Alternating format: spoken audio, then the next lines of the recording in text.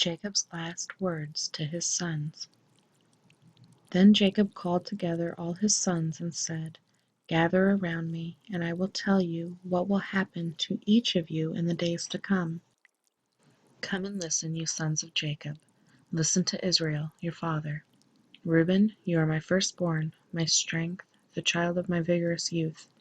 You are the first in rank and first in power, but you are as unruly as a flood, and you will be first no longer.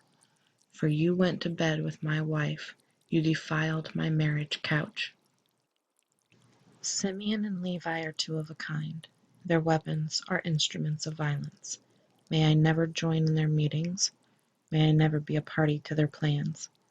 For in their anger they murdered men, and they crippled oxen just for sport. A curse on their anger, for it is fierce. A curse on their wrath, for it is cruel. I will scatter them among the descendants of Jacob. I will disperse them throughout Israel. Judah, your brothers will praise you. You will grasp your enemies by the neck. All your relatives will bow before you. Judah, my son, is a young lion that has finished eating his prey. Like a lion, he crouches and lies down, like a lioness who dares to rouse him.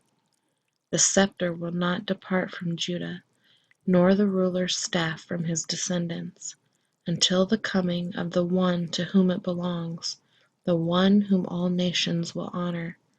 He ties his foal to a grapevine, the colt of his donkey to a choice vine. He washes his clothes in wine, he robes in the blood of grapes. His eyes are darker than wine, and his teeth are whiter than milk. Zebulun will settle by the seashore, and will be a harbor for ships. His borders will extend to Sidon. Issachar is a sturdy donkey, resting between two saddle-packs.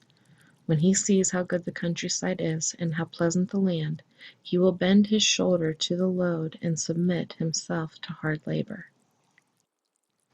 Dan will govern his people. Like any other tribe in Israel, Dan will be a snake beside the road, a poisonous viper along the path that bites the horse's hooves so its rider is thrown off.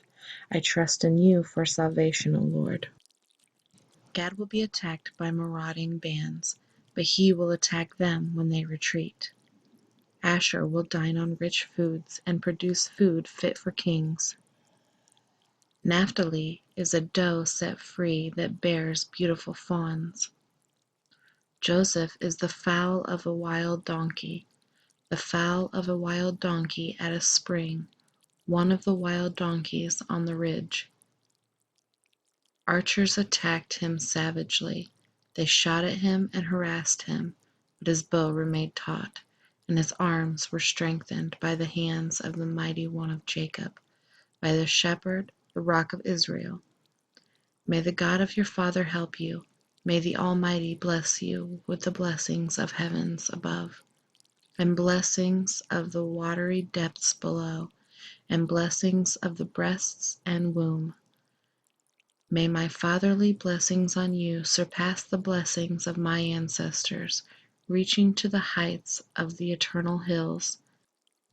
May these blessings rest on the head of Joseph, who is a prince among his brothers. Benjamin is a ravenous wolf, devouring his enemies in the morning and dividing his plunder in the evening. These are the 12 tribes of Israel, and this is what their father said as he told his sons goodbye. He blessed each one with an appropriate message. Jacob's death and burial. Then Jacob instructed them, "Soon I will die and join my ancestors. Bury me with my father and grandfather in the cave in the field of Ephron the Hittite. This is the cave in the field of Machpelah, near Mamre in Canaan, that Abraham bought from Ephron the Hittite as a permanent burial site. There Abraham and his wife Sarah are buried. There Isaac and his wife Rebekah are buried. And there I buried Leah.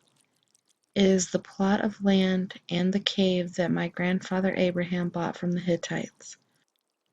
When Jacob had finished this charge to his sons, He drew his feet into the bed, breathed his last breath, and joined his ancestors in death.